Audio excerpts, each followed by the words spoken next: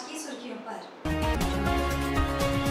आदित्यपुर के auto cluster में joint action committee द्वारा मनाया गया मजदूर दिवस। अंतर्राष्ट्रीय मजदूर दिवस के अवसर पर AITUC द्वारा निकाली गई भव्य बाइक रैली। मजदूर दिवस के अवसर पर जनता दल यूनाइटेड की ओर से तुलसी भवन में किया गया कार्यक्रम का आयोजन, मजदूरों को किया गया सम्मानित। खबरें अब विस्तार से। आदित्यपुर के ऑटो क्लस्टर में जॉइंट एक्शन कमेटी द्वारा मजदूर दिवस मनाया गया। इस मौके पर राज्य के पूर्व स्वास्थ्य मंत्री बन्ना गुप्ता मुख्य अतिथि के रूप में और विशेष अतिथि के रूप में राकेश्वर पांडे सहित अन्य लोग उपस्थित हुए। उधर मजदूर दिवस के अवसर पर मजदूरों के हक और अधिकार दिलाने की शपथ ली गई। साथ ही इस कार्यक्रम के माध्यम से सभी कंपनी के मालिकों को एक मैसेज दिया गया कि आप सरकार के न्यूनतम वेतन मजदूरों को दें, उनको मिलने वाली सुविधा दें, सेफ्टी का विशेष ख्याल रखें, नहीं तो कमेटी मामला दर्ज करने के लिए बाध्य होगी। मजदूर दिवस की बहुत बहुत शुभकामनाएं और बधाई देने आया हूं और बहुत आभार और धन्यवाद व्यक्त करता हूं KP तिवारी जी का, हमारे बड़े भाई आदरणीय राकेश्वर पांडे जी का। इन लोगों के नेतृत्व में जमशेदपुर के सभी सम्मानित और गंभीर मजदूर नेताओं का जुटान हुआ है और मई दिवस के इस उपलक्ष्य में बहुत गंभीरता पूर्वक चर्चा भी हो रही है, क्योंकि यहाँ संगठित मजदूर यूनियन भी है, असंगठित मजदूर यूनियन भी है और मालिक और मजदूर के बीच का समन्वय कितना गहरा और गंभीर होना चाहिए उस पर भी चर्चा है। कैसे नए नए उद्योगों का सृजन हो और ज़्यादा से ज़्यादा लोगों को रोजी रोजगार के अवसरों से जोड़ा जाए, इस पे भी चिंता है। और इस बात की भी चिंता है कि जो असंगठित क्षेत्र हैं या संगठित क्षेत्र हैं, उनके मजदूरों के मौलिक हक अधिकार जो हैं उनसे वो वंचित हैं। उस मौलिक हक अधिकार को प्राप्त करने में ट्रेड यूनियनों की भूमिका क्या हो, मालिक मजदूरों का संबंध कैसे मधुर और समन्वय हो, कैसे हम अपने अधिकारों के प्रति भी सचेत हों तो कर्तव्यों से भी हम मुँह न मोड़ें, आदि आदि विषय पर ये आज की परिचर्चा है। 1 मई अंतर्राष्ट्रीय मजदूर दिवस के अवसर पर AITUC ने जमशेदपुर के राहरगोड़ा कार्यालय से एक भव्य बाइक रैली निकाली। इस रैली में सैकड़ों की संख्या में कार्यकर्ता मौजूद थे। परसूडी से हलुदबनी चौक में सिद्धू कान्हू की प्रतिमा पर माल्यार्पण करते हुए यह रैली शहर के विभिन्न क्षेत्रों से होते हुए साक्षी शहीद स्थल पर पहुंची, जहां यह एक जनसभा में तब्दील हो गई। सभा को संबोधित करते हुए AITUC नेता अंबुज ठाकुर ने कहा कि नए श्रम कानून मजदूर विरोधी हैं। इससे मजदूरों की सुरक्षा, स्थायित्व और अधिकारों पर संकट है। उन्होंने इन कानूनों को वापस लेने और मजदूरों को एकजुट होकर संघर्ष करने का आह्वान किया। इस रैली में समाजसेवी भरत सिंह, JLKM पार्टी के जिला महामंत्री गणपति करवा, निमाई हेम्ब्रम, पूर्व मुखिया खत्री सिरका आदि कई गणमान्य लोग शामिल हुए। आज अंतर्राष्ट्रीय मई दिवस है।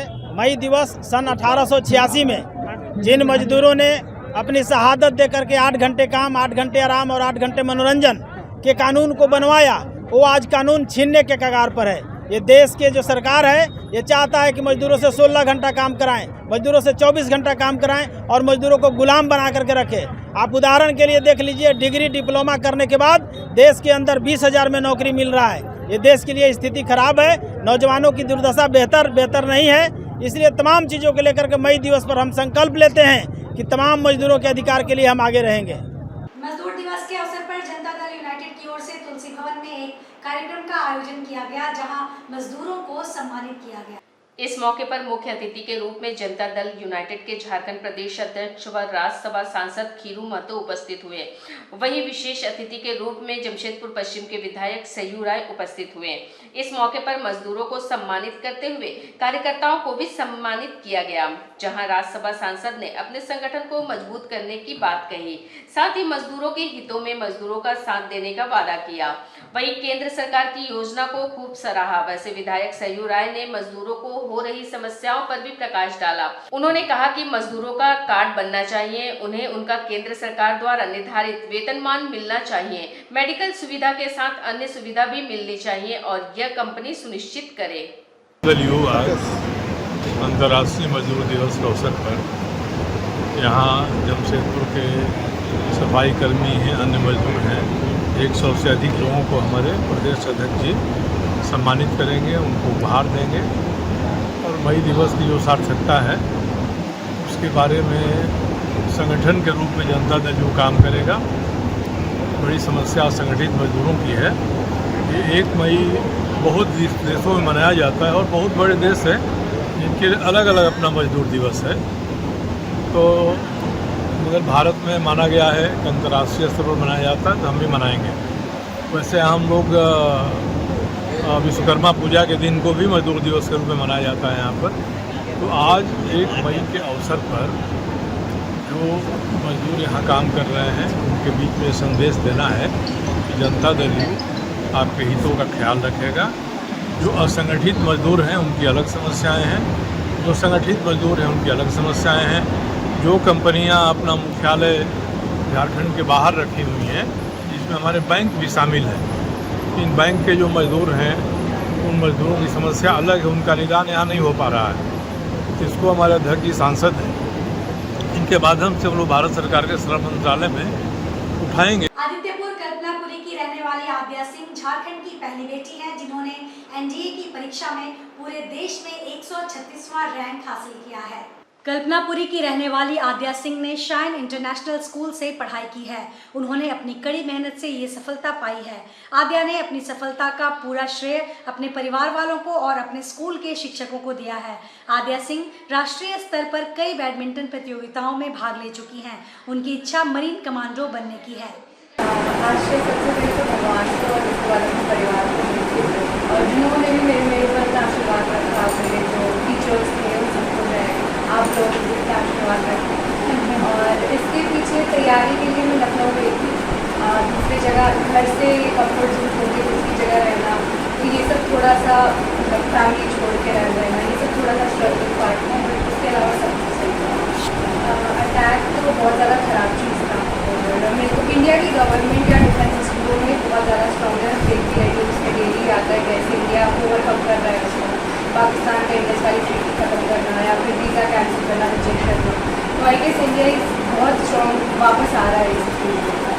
पढ़ाई के लिए एक ही चीज़ है, बस पढ़ते रहना और आशीर्वाद बहुत ज़रूरी होता है सबको, भगवान की कृपा आशीर्वाद सबसे ज़रूरी होता है किसी भी चीज़ में ऐसा होता है। All India minority social welfare front के केंद्रीय महासचिव बाबर खान ने संवाददाता सम्मेलन का आयोजन कर नीमली थाना क्षेत्र के जिमरी गांव में अल्पसंख्यक समुदायों का दुकान व घर जलाने को लेकर चिंता जाहिर की। उन्होंने जिला प्रशासन से पीड़ित परिवारों को न्याय दिलाने एवं दोषियों पर उचित कार्रवाई करने की मांग की। उन्होंने कहा कि तस्लीम आलम अगर दोषी है तो निर्दोषों का घर व दुकान जलाना कहां तक उचित है।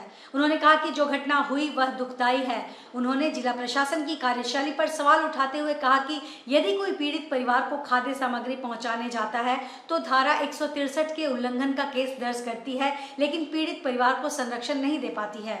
आगे बाबर खान ने कहा कि वे किसी को भड़काने के लिए झिमड़ी नहीं गए थे, बल्कि एक शादी समारोह में शामिल होने गए थे। इसी क्रम में वे नमाज अदा करने के लिए कुछ देर वहां रुके थे, जिस कारण उनके समुदाय के कुछ लोग उन्हें अपने दुख दर्द से अवगत कराने पहुंचे थे, जिसके आधार पर पुलिस ने मेरे ऊपर निषेधाज्ञा उल्लंघन का मामला दर्ज किया है, जो समझ से परे है।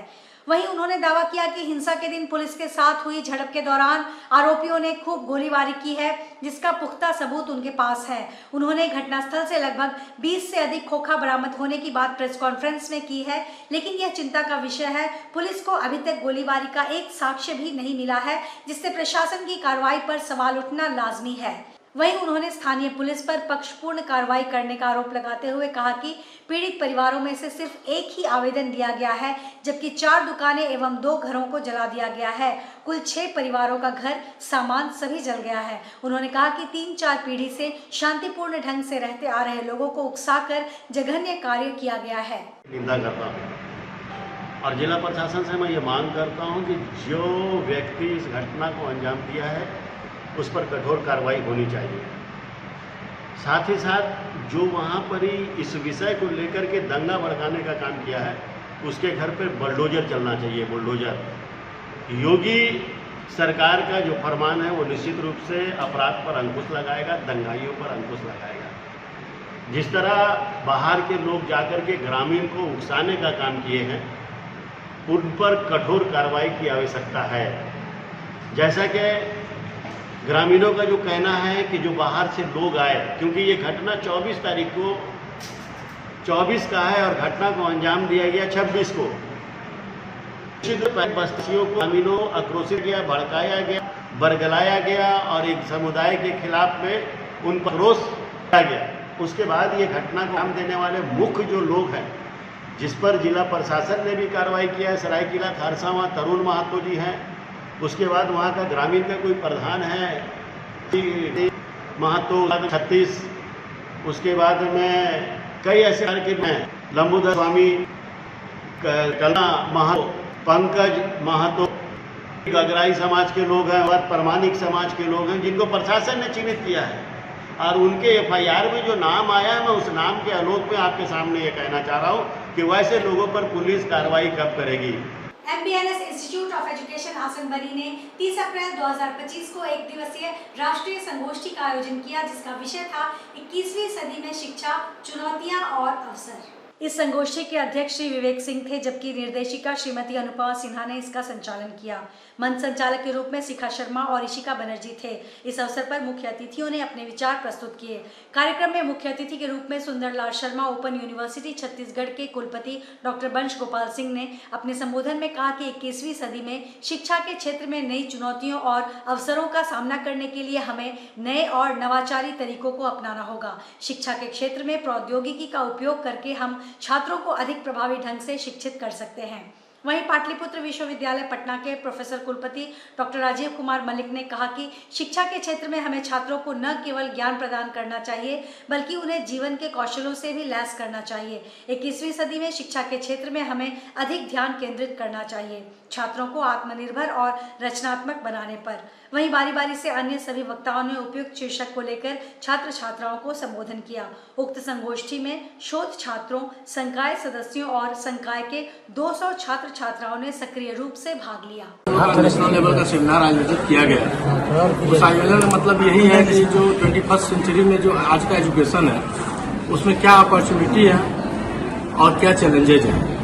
मतलब हम कैसे बहुत इजी तरीके से, आज के डेट में स्मार्टफोन आ गया है, डिजिटल क्लासरूम्स आ गया है, आप देख रहे हैं डिजिटल बोर्ड भी हम लोग लगाते हैं आज के डेट में। तो कैसे मतलब हम आसान तरीके से पढ़ाई कर सकते हैं और इसमें क्या क्या चैलेंजेस फेस करने पड़ रहे हैं, इसी के ऊपर आज नेशनल लेवल पे सेमिनार आयोजित किया गया हमारे college MBNS institute of education में, जहाँ पे देश से अलग अलग राज्यों से अलग अलग मतलब वक्ता है।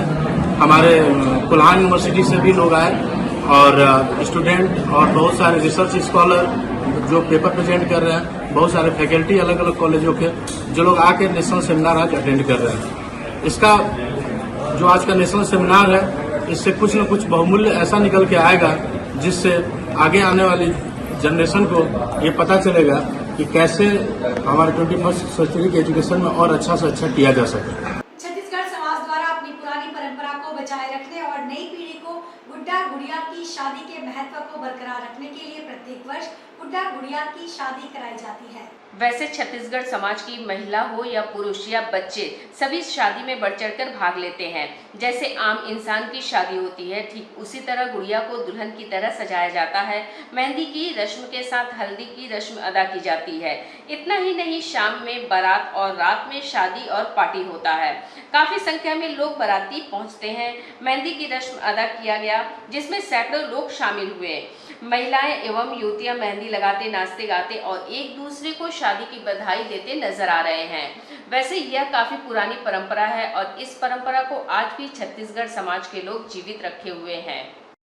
हम लोग ये गुड्डा गुड्डी का शादी कर रहे हैं। हाँ। और इसमें हम लोग कल हल्दी मटकोड़ किए थे और हल्दी का प्रोग्राम किए हैं। कल मतलब शाम में बारात है और रात में पार्टी है और पूरा विधि विधान से हम लोग ये शादी को मतलब निभा रहे हैं। बारात भी निकलते हैं, शाम में पूरा पार्टी जैसे होते हैं वैसे पूरा पार्टी रखते हैं। तो बहुत खुशी हो रहा है। हम लोग ये 4 साल से करते हुए आ रहे हैं। बच्चे बूढ़े जवान सब हम लोग इसको सब मिल के हम लोग ये परंपरा को कर रहे हैं और बहुत हमको आनंद आ रहा है हम सबको। लोको रिक्रिएशन क्लब पहाड़ी पूजा कमेटी की ओर से 71वां 7 दिवसीय मां पहाड़ी पूजा मां के आमंत्रण के साथ आरंभ हो गया है। बुधवार को पूजन का उद्घाटन पूर्व जिला पार्षद उपाध्यक्ष राजकुमार सिंह, जिला पार्षद सदस्य परितोष सिंह और जुगसलाई विधायक मंगल कालिंदी ने संयुक्त रूप से फीता काटकर किया। इस अवसर पर लोगो कॉलोनी स्थित पहाड़ी मंदिर प्रांगण में दक्षिण भारतीय महिलाओं ने इस पूजन में बढ़ चढ़कर हिस्सा लिया। सुबह गोल पहाड़ी में स्थित पहाड़ी मां को आमंत्रण देने के बाद शाम में बड़ी संख्या में भक्तगण गाजे बाजे के साथ गोल पहाड़ी मंदिर पहुंचे, जहां घंटों पूजन और मां का आशीर्वाद मिलने पर उन्हें लेकर पुनः लोको मंदिर प्रांगण पहुंचे। बताया जाता है कि पूजन से खुश होने पर मां फूल गिराकर आशीर्वाद के रूप में अनुमति प्रदान करती है। इसके बाद 1 से 5 मई तक प्रत्येक दिन एक अलग रूप में श्रृंगार कर पूजन होगी और शाम 7 बजे नगर भ्रमण के लिए निकलेंगे। इस नगर भ्रमण की खासियत यह होती है कि इसमें सिर्फ महिला ही मौजूद रहती हैं। ये पूजा आज एक कुमारी पूजा का से 7 दिवसीय पूजा का समारोह का आज का आगाज कर दिया गया है, जिसमें हम लोग सुबह जाके कुमारी माँ को आमंत्रित करके आए हैं, पूरे साज श्रृंगार के साथ उनको बोल के कि आप आज हमारे यहाँ आइए। आज से हम लोग का पूजा स्टार्ट हो जाएगा, जो 7 दिन तक चलेगा।